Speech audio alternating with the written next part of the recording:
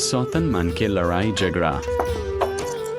ओते कुछ मार फंस कर आके बैठ गई है। बच्चा चाबी चाबी कर सचो मैं करती हूँ चाबी चाबी मैं करती हूँ। मार 1 घंटा से देखती घसर घसर के धोरी है।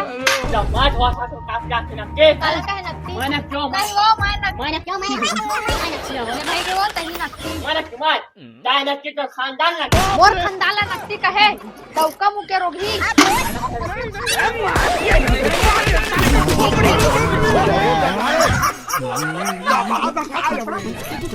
देखना बिल्लू भैया डौका मुके हम और खंडाला नक्की का थे।